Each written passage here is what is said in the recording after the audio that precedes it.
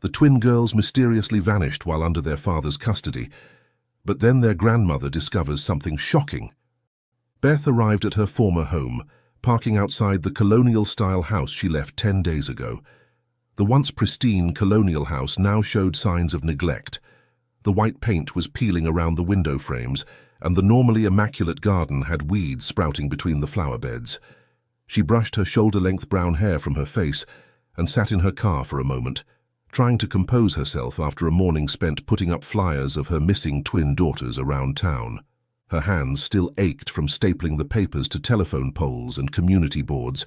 Each time she'd looked at her daughters' smiling faces on those flyers, it felt like a knife twisting in her chest.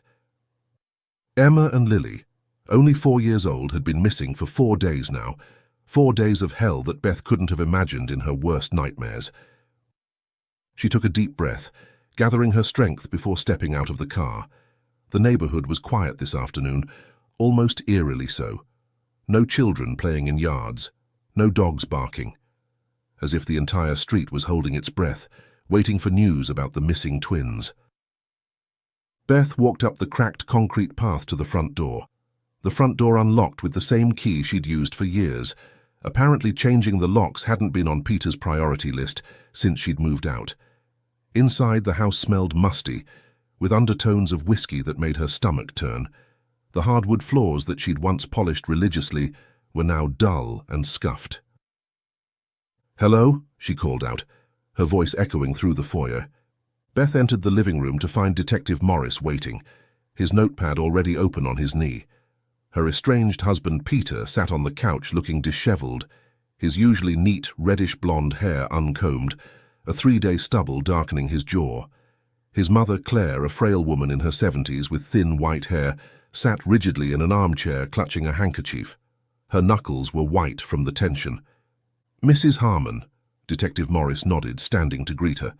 He was a tall man with salt-and-pepper hair and kind eyes that had seen too much tragedy. "Thank you for coming." "Of course," Beth said, avoiding Peter's gaze. "Anything to help find the girls." She chose a seat as far from Peter as possible, perching on the edge of an ottoman near the fireplace. The mantel above it was dusty, and the family photos were arranged haphazardly, some face down as if they'd been knocked over and hastily replaced. "I wanted to go over your statements again," Detective Morris explained, clicking his pen. "Sometimes people remember details they didn't think were important the first time around." Peter shifted on the couch, the leather creaking beneath him. "I've told you everything already," he said, his voice hoarse. Beth could smell the alcohol on him from across the room. "Humor me," Morris replied firmly. "Let's start from the beginning, Mr. Harmon. Take me through that afternoon again." Peter sighed, running a hand through his unkempt hair. "It was around 4 o'clock. The girls wanted to play hide-and-seek in the backyard. I counted to 20 while they hid." His voice cracked slightly. "When I went to look for them, they were gone. Just gone. I searched everywhere, behind the shed, in the bushes, under the deck. I called their names until my throat was raw." As Peter recounted the events of the twins' disappearance 4 days ago, Beth noticed Claire behaving oddly, jumping whenever a floorboard creaked, her eyes darting nervously around the room. The elderly woman twisted her handkerchief between her fingers, occasionally dabbing at eyes that weren't quite teary. "And the gate to the backyard?" Detective Morris asked. "You said it was closed?" "It was unlocked," Peter admitted with a shrug. "I must have forgotten to lock it after taking out the trash." Beth couldn't help but roll her eyes at this revelation. Typical Peter, careless about the most important things. Ever since losing his job, he'd grown increasingly negligent about basic safety measures around the house, despite her constant reminders about childproofing and security with toddlers around. His clumsiness and forgetfulness had been a source of countless arguments during their final months together. Detective Morris turned to Beth. "Mrs. Harmon, I understand you weren't living in the home at the time of the disappearance. Can you tell me about that?" Beth straightened her spine, feeling Peter's accusatory stare. "I moved out 10 days ago," she explained, her voice steady despite the emotion threatening to break through. "I've been staying at the Pinewood Lakeside Campground." May I ask why you left? Beth glanced at Peter, who was now staring at the floor. Our marriage has been difficult for some time now, she said carefully. Peter lost his executive position at the bank 2 years ago. After that, things changed. Changed how? Detective Morris prompted. Beth explained her recent separation to the detective, describing how she moved to the lakeside campground after years of watching Peter's descent into alcoholism following the loss of his job.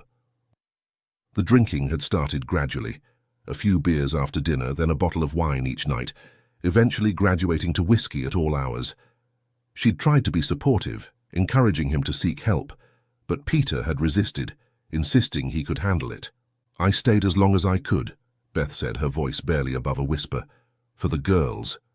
But it got to a point where I was afraid they'd grow up thinking that's what a marriage should look like. She couldn't help but glance at the family photo on the side table, the 4 of them smiling, the identical 4-year-old girls with their matching brown bob haircuts and pink outfits sitting on their parents' laps, a stark contrast to their current situation. It had been taken just 6 months ago, but it felt like a lifetime. Looking around, she noticed peeling wallpaper in the corners and water stains on the ceiling, signs of how their once beautiful home had fallen into disrepair as Peter's drinking consumed both their marriage and finances. The house that had once been her pride and joy was now a physical manifestation of everything that had gone wrong. "And where were you when the girls disappeared?" Detective Morris asked, his tone neutral but his eyes watchful. "I was at work," Beth replied. "I'm a nurse at Mercy General. I was on shift from 7 in the morning until 7 at night. There are dozens of witnesses who can confirm that." Peter made a scoffing sound, and Beth felt her cheeks flush with anger. Detective Morris made a note, then looked up. "We're checking all possibilities, Mrs. Harmon. Standard procedure." Claire suddenly stood up, her movements jerky. "I need some water," she announced, her voice thin and reedy. "Excuse me." As the elderly woman left the room, Beth couldn't help but notice how her hands trembled. Something about Claire's behavior felt off, but with the detective present and her mind consumed with worry for her daughters, Beth couldn't quite place what it was. Detective Morris stepped outside to take a call, leaving Beth alone with Peter and Claire, who had returned with a glass of water that she wasn't drinking. The tension in the room was palpable, the silence broken only by the ticking of the grandfather clock in the corner, a wedding gift from Beth's parents that now needed winding. Beth seized the opportunity to ask Claire about Peter's behavior since the girls disappeared. She moved closer to her mother-in-law, keeping her voice low. "Claire, how has Peter been coping?" she asked, genuinely concerned despite everything. "Has he been sleeping? Eating?" Claire's eyes darted to the doorway where Peter had gone to refill his drink. "He's managing," she said, her fingers twisting the handkerchief into knots. "Just overwhelmed with grief, that's all." "Has he said anything about what might have happened to the girls?" Beth pressed. Claire became evasive, her gaze not quite meeting Beth's. "No, nothing. He's as confused as the rest of us." She suddenly stood up. "I should check on him." As Claire hurried from the room, Beth felt her suspicions growing. In the 10 years she'd known Claire Harmon, she'd never seen the woman so agitated. Claire had always been composed, almost rigid in her propriety. This nervous, jumpy behavior was completely out of character. Throughout the afternoon, Beth observed Peter drinking heavily despite the ongoing investigation. He'd start with what looked like water, but was clearly vodka, then progress to openly pouring whiskey as the day wore on. His behavior grew increasingly paranoid, especially when anyone entered his study or touched the bookshelf, claiming they're disturbing his organization system. "Don't move those books," he snapped, when Detective Morris picked up a volume on child psychology. "I have a system." The detective raised an eyebrow but replaced the book exactly as he'd found it. "Mr. Harmon, we need to search the house thoroughly. Standard procedure in missing persons cases." "You've already searched it twice," Peter said, his words slightly slurred. "You won't find anything because I didn't do anything to my daughters." Beth winced at his defensive tone. No one had accused him of anything. yet he was behaving like a man with something to hide. Later, while helping gather recent photos of the twins for the investigation, Beth went upstairs to the bathroom the girls shared. She opened the medicine cabinet, looking for the small disposable camera she sometimes kept there, and noticed something odd. The twins' toothbrushes were missing from their colorful holders, shaped like butterflies. Beth frowned, searching through drawers and cabinets but couldn't find them anywhere. It seemed like a strange thing to disappear. Children's toothbrushes weren't typically items that would interest a kidnapper or thief. Her concern growing, Beth moved to the twins' bedroom. The room was exactly as she remembered it. 2 small beds with matching pink comforters, stuffed animals arranged carefully on each pillow, a bookshelf filled with picture books. She had been instructed to gather items with the twins' scent for the search dogs that would be arriving soon. But when she opened the top drawer of their dresser where she kept their hairbrushes and hair ties, she discovered those were missing too. When she confronted Peter about these missing items, he was in the kitchen pouring another drink. His eyes were bloodshot, his movements unsteady. "The girls' toothbrushes and hairbrushes are gone," she said, watching his reaction carefully. "Do you know where they are?" Peter shrugged dismissively. "I probably misplaced them while cleaning," he said, taking a long sip of whiskey. The explanation struck Beth as implausible given his disorganization. The house was clearly in a state of neglect. Dust on surfaces, dishes piled in the sink, laundry overflowing from the hamper. The idea that Peter had been cleaning anything, let alone small items like toothbrushes, seemed absurd. "Peter, when was the last time you cleaned anything?" she asked, unable to keep the skepticism from her voice.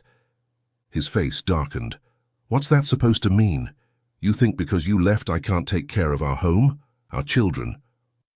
"That's not what I said," Beth replied, trying to keep her voice level. "I'm just concerned about the missing items. The police might need them for DNA samples." "Well, I don't know where they are," Peter snapped, slamming his glass down on the counter hard enough that amber liquid sloshed over the rim. "Maybe if you hadn't abandoned us, things wouldn't be such a mess." Beth stepped back, recognizing the signs of Peter's temper flaring.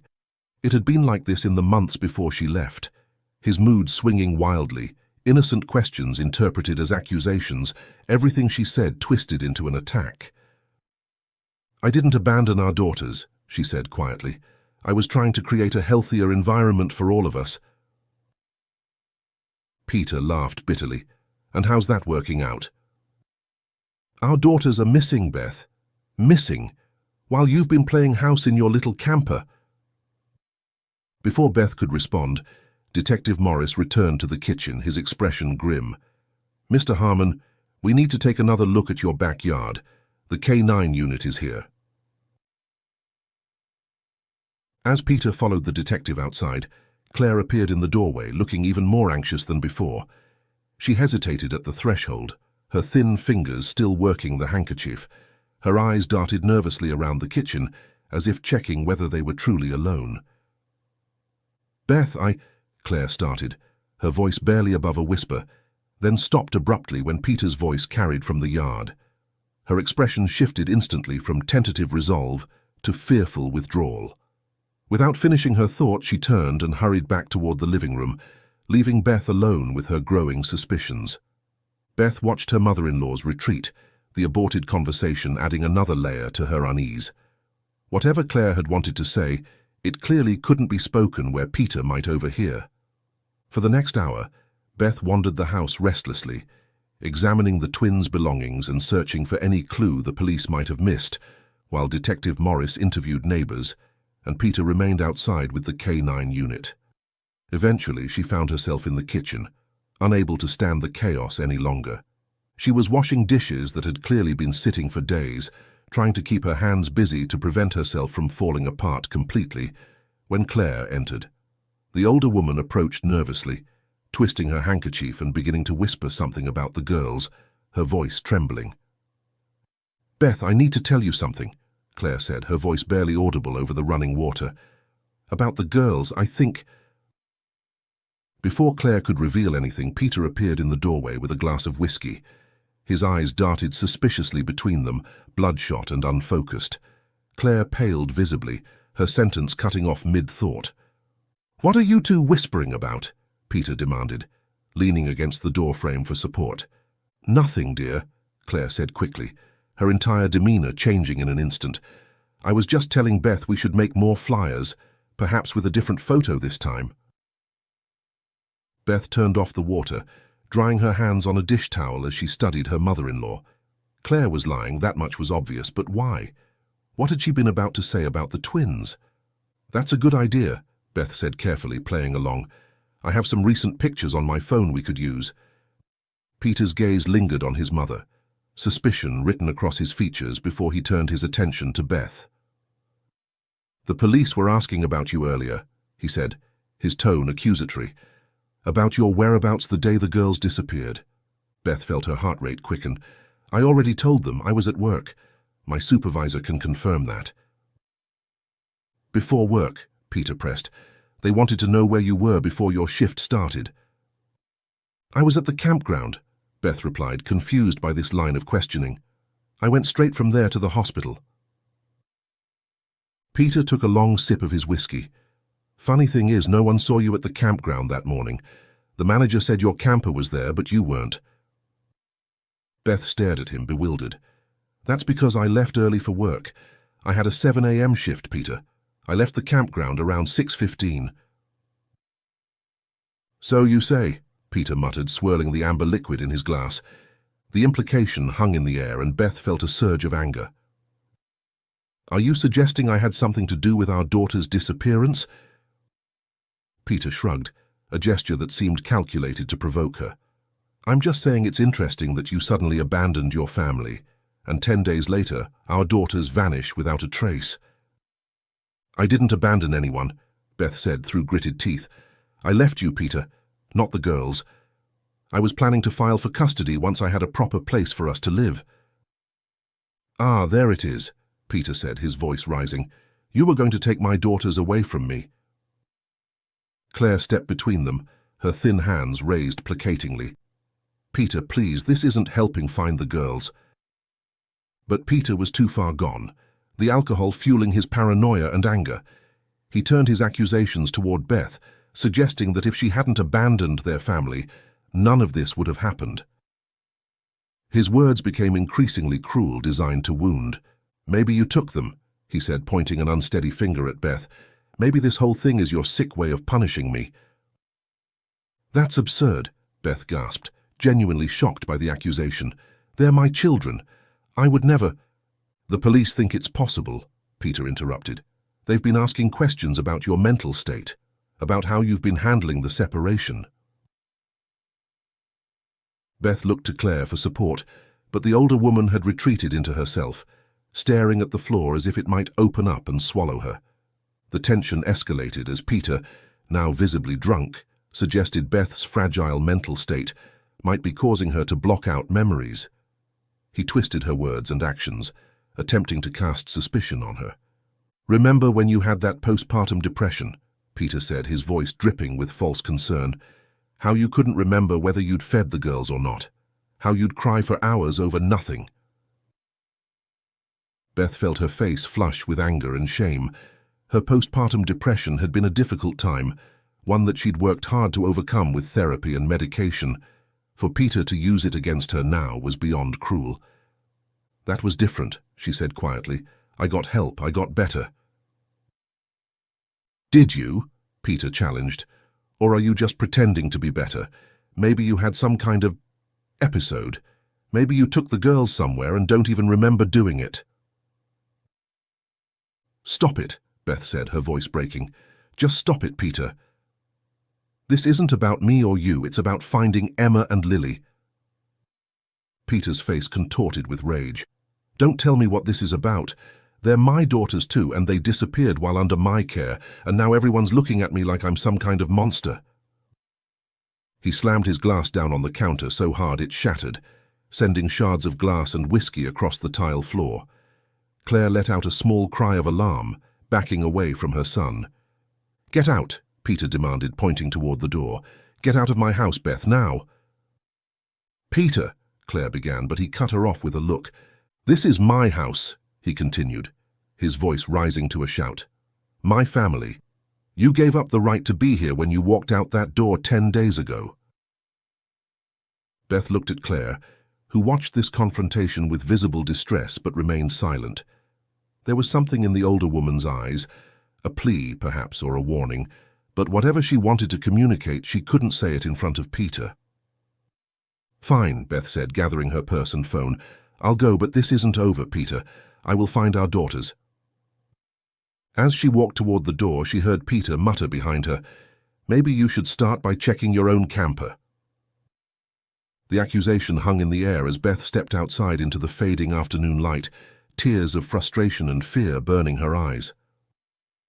Beth drove the winding road to the lakeside campground, tears blurring her vision.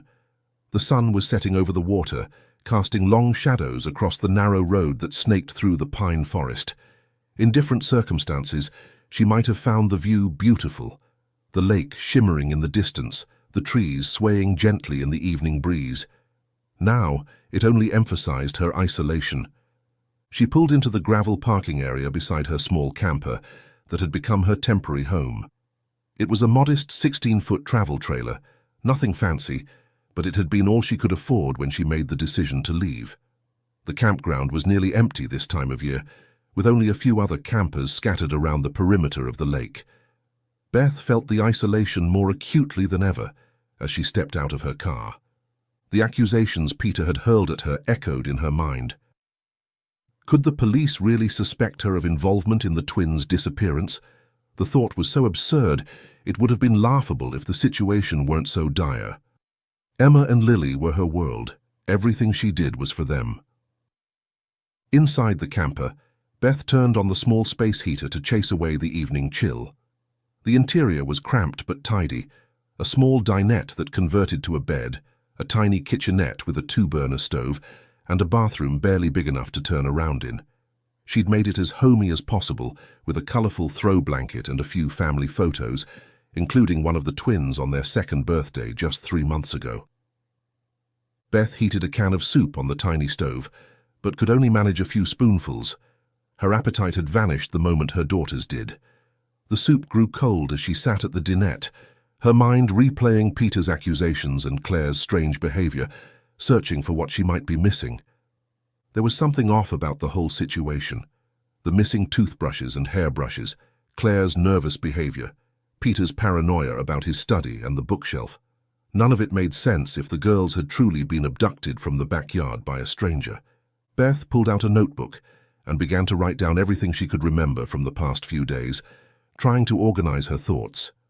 She created a timeline, starting from the day she left the house with just a suitcase and the promise to return for the girls once she had a more permanent living situation. Day 1. Left home. Peter angry but not violent. Girls crying but calm when I explained I'd see them soon. Day 2 to 3. Daily video calls with the girls. Peter civil but cold during our conversations. Day 4. First visit with the girls at the park. Peter watched the entire time, barely speaking to me.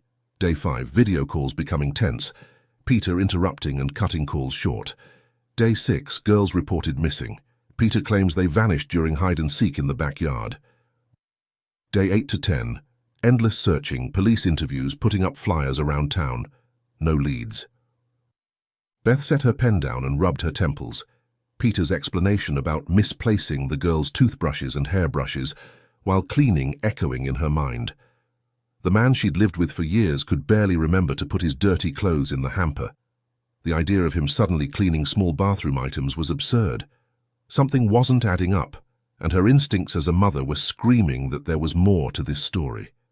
Beth attempted to distract herself by organizing the limited space in her camper, folding and refolding the few clothes she'd brought, arranging and rearranging the canned goods in the tiny pantry. But her mind kept returning to the inconsistencies, to Claire's aborted attempt to tell her something about the girls. What had Claire been about to say before Peter interrupted them? Her mother-in-law had been on the verge of revealing something important. Beth was certain of it. And the way she'd jumped when Peter appeared, the fear in her eyes. Claire was afraid of her own son. Outside, the night had fully descended, and the woods around the campground were dark and silent, except for the occasional hoot of an owl.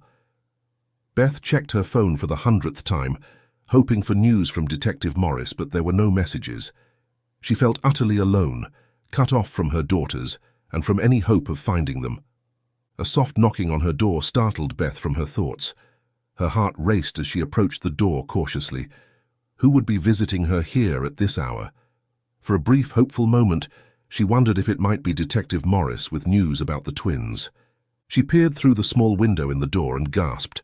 Claire was standing there, appearing to have aged years in just hours. Her white hair was disheveled, her face pale and drawn. The older woman glanced nervously over her shoulder at the dark woods, clearly terrified of being followed. Beth quickly unlocked the door. "Claire, what are you doing here?" Claire didn't answer immediately, just pushed past Beth into the camper, her entire body trembling. She looked around the small space as if checking for hidden listeners before finally turning to face her daughter-in-law. "I couldn't stay silent any longer," Claire whispered, her voice breaking. "Not after what I found." Claire entered the camper, hands trembling as she sank onto the small dinette bench. Beth quickly closed and locked the door behind her, drawing the curtains for privacy. Outside, the wind had picked up, rustling through the pine trees surrounding the campground. "Claire, what's going on?" Beth asked, sitting across from her mother-in-law. "Do you know something about the girls?" Claire nodded, tears welling in her eyes. "They're alive," she whispered, and Beth felt her heart leap. "They're alive, and they're at the house." Beth stared at her in confusion. "What? The police searched the house multiple times. How could they—" "There's a hidden room," Claire interrupted, her voice barely audible, "behind the bookcase in Peter's study, a secret renovation he had done months earlier." Beth's mind raced, trying to process this information. A hidden room. It seemed like something from a mystery novel, not real life. And yet, it would explain Peter's paranoia about anyone touching the bookshelf, his insistence that no one disturb his organization system. Claire described finding the twins inside the hidden room that morning. While Peter was in the shower, she'd been dusting his study, something she did routinely when visiting her son. She'd accidentally knocked a book from the shelf, and when she went to replace it, she noticed something odd about the way the bookcase was attached to the wall. Curious, she'd pushed against it and discovered it could swing outward, revealing a small room behind it. "The girls were there," Claire said, her voice breaking, huddled together on a mattress. "They were unharmed, with toys, books, food, and all their missing items. Emma recognized me immediately, called me Gamma. They seemed confused but not frightened." Beth felt dizzy with this revelation, a mixture of relief and horror washing over her. "But why? Why would Peter do this?" Claire's face crumpled with shame. "When I confronted him, he admitted staging their disappearance to prevent you from taking them in the divorce. He said he couldn't bear to lose his daughters after losing everything else, that he'd rather everyone think they were dead than let you have custody." Beth pressed a hand to her mouth, stifling a sob. The twins were alive, that was what mattered most, but the betrayal cut deep. Peter had put her through hell, let her believe their precious daughters might be dead or suffering, all to punish her for leaving him. Claire confessed she initially said nothing, torn between protecting her son and saving her granddaughters. She'd been raised to believe that family loyalty came first, that a mother should stand by her child no matter what. But as the day progressed and she watched Peter's behavior grow increasingly erratic, she realized she'd made a terrible mistake. "I told myself they were safe," Claire whispered, tears streaming down her lined face. "That Peter would never hurt them. That maybe this was for the best, keeping the family together." "What changed your mind?" Beth asked gently. "After you left this afternoon, I overheard Peter on the phone," Claire explained. "He was talking about taking the girls somewhere nobody would find them. He mentioned Canada, crossing the border. I realized then that this wasn't just about keeping them from you temporarily. He was planning to disappear with them completely." Beth felt cold fear grip her heart. If Peter managed to take the twins across the border, they might never be found. "We have to call the police right now," Beth insisted, reaching again for her phone. As Claire finished her confession, headlights suddenly cut through the darkness, illuminating the camper windows. The beams swept across the interior as a vehicle pulled up outside, the engine growling before cutting off abruptly. "It's Peter!" Claire gasped, her face draining of color. "He must have followed me. I was so careful. I checked to make sure he was asleep before I took his car, but he must have—" Her words were cut off by heavy footsteps on the gravel outside, followed by a pounding on the door that shook the entire camper. "Beth, I know my mother's in there." Peter's voice was slurred but loud. "Open this door right now." Beth put a finger to her lips, signaling Claire to be quiet as she reached for her phone. Before she could dial, the pounding came again, harder this time. "I can see both your cars. Open the door or I'll break it down." The door handle jiggled violently, and then there was a moment of silence. Beth thought perhaps Peter had given up, but then came the sound of something heavy hitting the door, once, twice, and on the third impact the flimsy lock gave way. The door flew open, banging against the interior wall of the camper.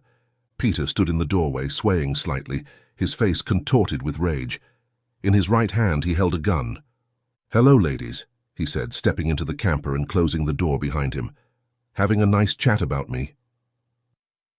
The air seemed to freeze in Beth's lungs as she stared at the weapon in Peter's hand. Claire let out a small whimper beside her, shrinking back against the dinette bench.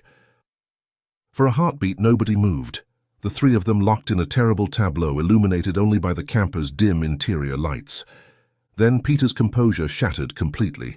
He screamed about betrayal as he waved the gun inside the confined space of the camper. His eyes were wild, bloodshot, his movements jerky and unpredictable. The small interior of the camper, which had always felt cozy to Beth, now seemed suffocatingly small, with Peter's rage filling every corner. "My own mother," Peter spat, glaring at Claire, "sneaking around behind my back, conspiring with her." He jabbed the gun toward Beth. "Did you tell her everything, Mother? About how I've been protecting my daughters from their unstable mother?" "Peter, please," Claire pleaded, her voice trembling. "Put the gun down. Think about what you're doing." Beth watched Peter carefully, noting how his hand shook as he gripped the weapon. She'd never seen him with a gun before, hadn't even known he owned one. The situation was volatile, dangerous, but she forced herself to remain calm. Panicking wouldn't help the twins. "The girls are safe, Peter," Beth said softly, trying to reason with him while Claire managed to secretly slide her hand into her pocket, where her cell phone was hidden. "That's what matters most, right? That Emma and Lily are safe." "Safe from you," Peter shouted, spittle flying from his lips. "You were going to take them away from me, their own father." "I never wanted to keep them from you," Beth said, keeping her voice steady despite her racing heart. "I just wanted us all to be healthy and happy. We could have worked out shared custody." Peter laughed bitterly. "Shared custody? So you could poison them against me? Turn them into little Beth clones who think their daddy is a failure?" With nowhere to hide in the cramped quarters, Beth realized they needed to buy time until help arrived at their remote location. Claire had managed to dial 911 on her cell phone hidden in her pocket. Beth had seen the subtle movement, the way Claire's hand remained in her pocket, her thumb occasionally moving as if pressing buttons. But the campground was at least 15 minutes from town, even with sirens blaring. They needed to keep Peter talking, keep him from doing something irreversible before help could arrive. "I would never do that," Beth said, forcing her voice to remain steady. "The girls adore you, Peter. You're their father. Nothing could change that." For a brief moment, something like hope flickered in Peter's eyes. The gun lowered slightly as he looked at Beth. "Then come back," he said, his voice suddenly pleading rather than threatening. "Come back to us, Beth. We can be a family again. I'll stop drinking. I'll get help. I promise." Beth saw Claire silently edging toward the door, moving inch by inch while Peter's attention was focused on his wife. It was risky. If Peter noticed, he might react violently. But if Claire could get outside, she might be able to flag down help, or at least get to a place where she could speak to the 911 operator. "I want us to be a family too," Beth said carefully, keeping Peter's attention on her. "But we need to do it the right way, starting with bringing the girls out of that hidden room and letting them know everything's going to be okay." Peter's eyes narrowed as he studied her face. "You're lying," he said flatly. "I can always tell when you're lying, Beth. Your left eye twitches just a little bit." He raised the gun again, pointing it directly at her. "You're just saying what you think I want to hear until the police arrive." Beth's breath caught in her throat. Had he somehow realized Claire had called for help? But no, he was just being paranoid, jumping to the conclusion that she would have contacted authorities. "No police," Beth assured him, raising her hands placatingly. "It's just us, Peter. Just family trying to work things out." "Family?" Peter repeated, his voice rising again. "You stopped being family when you walked out that door, when you abandoned us." "I never abandoned the girls," Beth insisted, fighting to keep her voice calm.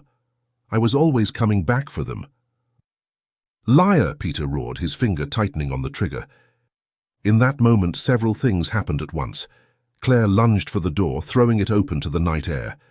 Peter whirled toward the movement, the gun following his gaze, and in the distance, barely audible at first but growing louder by the second, came the wail of police sirens. Peter's face contorted with rage and betrayal as he realized what was happening. "You called them," he snarled, turning back to Beth. "You've been stalling." "Peter, don't," Beth pleaded, seeing his finger tense on the trigger. "Think of the girls. They need both their parents." For a heartbeat, Peter seemed to consider her words.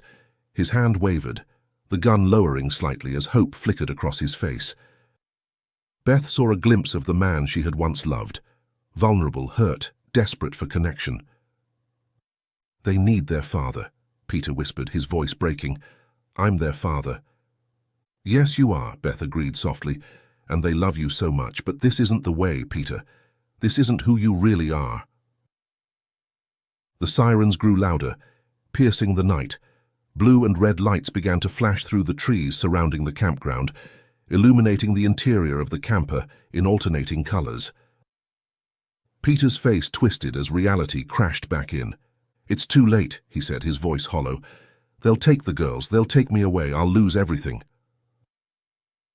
Beth saw Claire silently edging toward the door, but then Peter's eyes narrowed as he accused Beth of lying.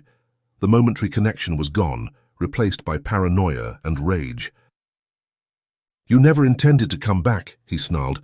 "This was all part of your plan to take everything from me." Peter raised the gun again, his finger tightening on the trigger, just as police sirens wailed in the distance. The sound seemed to trigger something in him, a realization that he was cornered, that there was no escape. In a swift, terrible motion, Peter turned the gun away from Beth and pressed it against his own temple. "No," Beth cried, lunging forward. "Peter, don't!" Claire screamed, reaching for her son. But before either woman could reach him, the camper door burst open. Two police officers rushed in, weapons drawn, shouting commands that echoed in the confined space. "Drop the weapon, now!" Peter froze, the gun still pressed to his head, his eyes wild with panic and desperation. "Sir, put the gun down," one officer said, his voice firm but calm. "Let's talk about this." For a moment that seemed to stretch into eternity, Peter stood motionless, the barrel of the gun pressed against his skin. Beth held her breath, terrified of what might happen next. Then slowly, Peter's shoulders slumped. The gun lowered, falling from his fingers to the floor of the camper, with a dull thud. "My daughters," he mumbled as the officers moved in to restrain him. "I just wanted to keep my daughters." As they handcuffed Peter and led him from the camper, Beth caught a glimpse of his face, tears streaming down his cheeks, all the rage gone, replaced by a hollow emptiness that broke her heart, despite everything he'd done. Detective Morris appeared in the doorway, his expression grim. "Mrs. Harmon, are you all right?" Beth nodded, though she felt anything but all right. "The girls," she said urgently, "they're at the house, in a hidden room behind the bookcase in Peter's study." Morris's eyebrows shot up, but to his credit he didn't waste time asking questions. He spoke rapidly into his radio, dispatching officers to the house with specific instructions about the bookcase. "We need to go there now," Beth insisted, already reaching for her coat. "The girls will be frightened. They need me." "Of course," Morris agreed. "We'll take you there immediately." As they hurried to the detective's car, Beth glanced back at Peter, now sitting in the back of a police cruiser. Their eyes met briefly through the window, and in that moment, Beth felt not hatred, but profound sadness for the man who had once been her husband, the father of her children, before alcohol and desperation had twisted him into someone unrecognizable. Claire joined Beth in Detective Morris's car, her thin shoulders shaking with silent sobs. Beth reached over and took the older woman's hand, squeezing it gently. Despite Claire's initial silence, she had ultimately found the courage to do the right thing, to choose her granddaughter's safety over loyalty to her son. As they sped toward the house, Beth's thoughts were only of Emma and Lily. Had they been frightened in that hidden room? Did they understand what was happening? Had Peter told them why their mother hadn't come to see them? The questions swirled in her mind as the car raced through the night, carrying her back to the daughters she had feared she might never see again. Beth, Claire, and 4 police officers rushed to the house in separate vehicles. The night was clear and cold, stars visible in the inky sky above as they sped through the quiet streets. Beth's heart pounded so hard she could feel it in her throat, a mixture of anticipation, fear, and overwhelming relief, making it difficult to breathe. When they arrived, the house was dark and silent. An officer switched on the porch light as they approached, the sudden illumination making the peeling paint and neglected flower beds look even more forlorn. Beth fumbled with her keys, her hands shaking so badly that Detective Morris gently took them from her and unlocked the door himself. Inside, the house smelled musty and stale, with lingering notes of whiskey and unwashed dishes. The officers moved efficiently, switching on lights and doing a quick sweep of the main floor before heading toward Peter's study. Beth followed close behind, with Claire at her side. The elderly woman seemed to have aged a decade in the past few hours, her face lined with grief and worry, but there was determination in her step as they approached the study door. The room was exactly as Beth remembered it. Dark wood paneling, heavy curtains, a large desk cluttered with papers and empty glasses.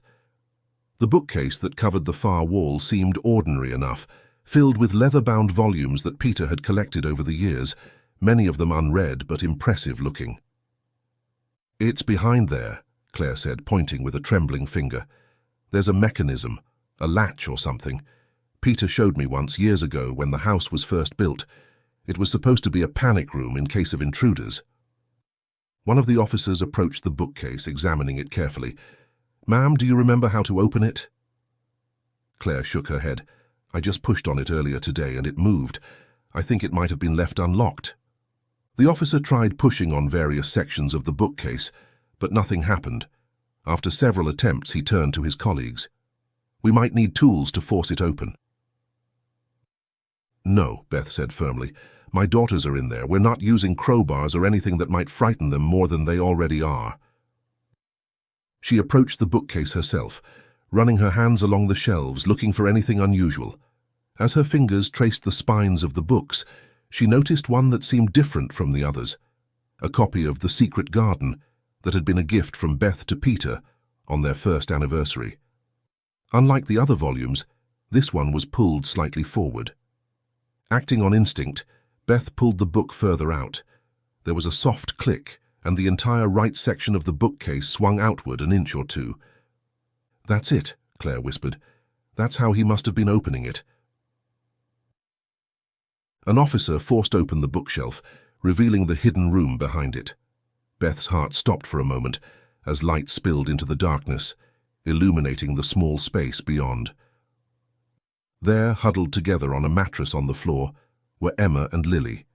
They were dressed in matching pajamas, their brown hair tangled from sleep, their eyes wide with confusion as they blinked in the sudden light. "Mommy," Emma said, her small voice uncertain. Beth's knees nearly buckled with relief. "Yes, baby, it's Mommy," she managed to say through the tears that had begun streaming down her face. The twins ran into their mother's arms, crying and clinging to her as Beth fought back tears. She knelt on the floor, gathering both girls against her chest, breathing in their familiar scent of baby shampoo and the faint sweetness that was uniquely theirs. "I missed you, Mommy," Lily sobbed, her little arms wrapped tightly around Beth's neck. "I missed you too, my loves," Beth whispered, kissing their foreheads, their cheeks, their tiny hands. So much. Claire stood in the doorway, her face showing both relief and grief while watching the reunion. Tears streamed down her lined cheeks as she observed her granddaughters, safe but clearly confused by the commotion. The hidden room was small, perhaps 8 feet square, with no windows and only the single entrance through the bookcase. Peter had furnished it with a mattress on the floor, covered with the twins' favorite blankets and stuffed animals. A small lamp provided dim light, and a shelf held books, toys, and snacks. In the corner sat a portable potty chair and a stack of clean clothes. It was clear he had planned this carefully, creating a space where the twins could be comfortable for an extended period. The thought sent a chill down Beth's spine. How long had Peter intended to keep them hidden here? Police officers documented everything, photographing the hidden room and collecting evidence.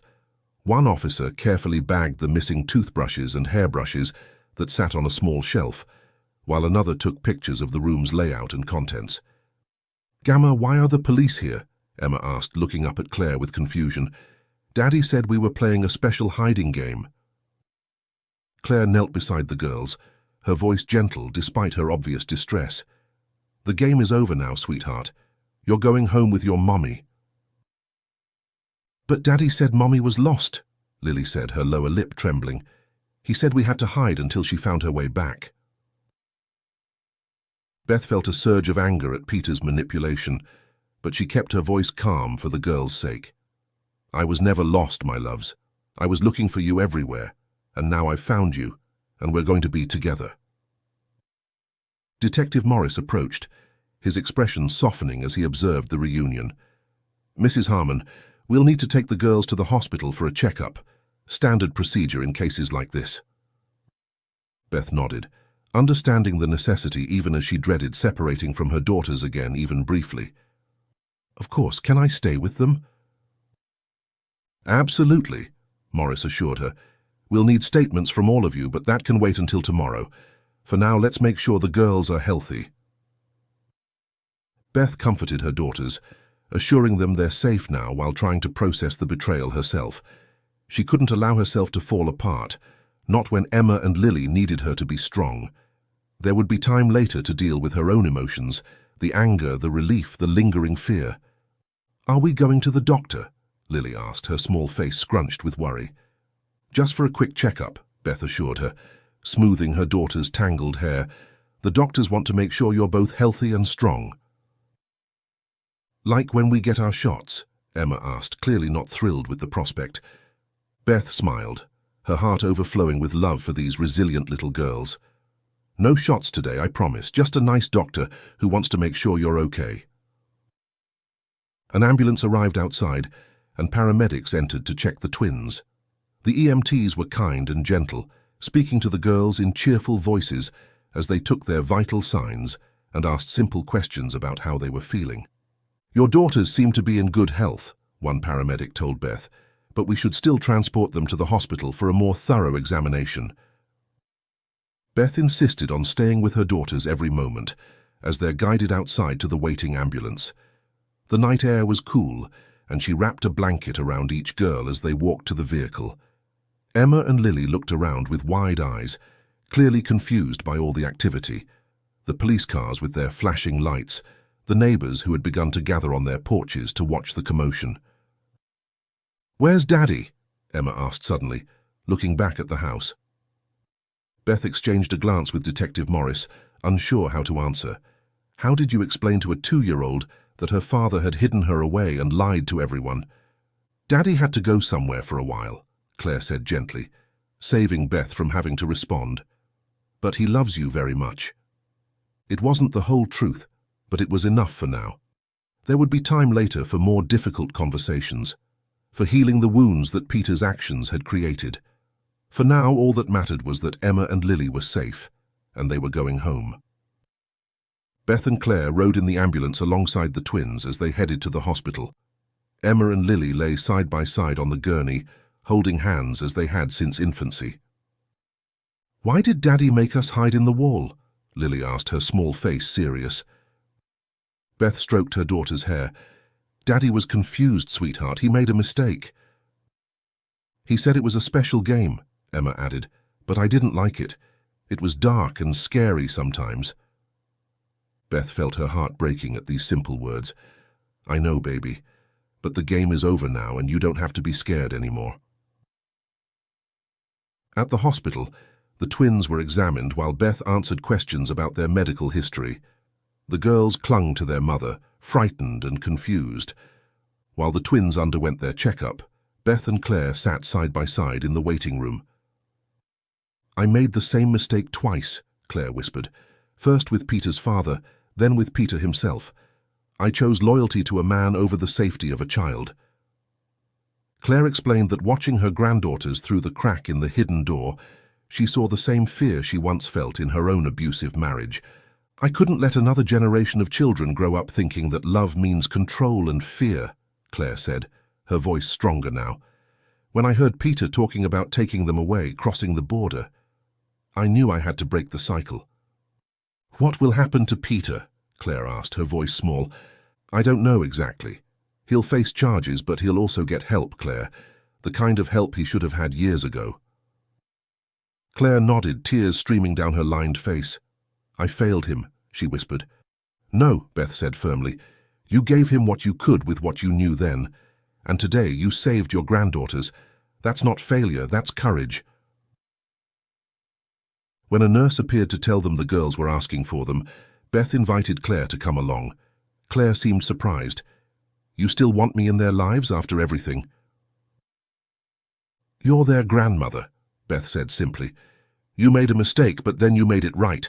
That's what I want the girls to learn. As Beth gathered her daughters close, she knew the road ahead would not be easy.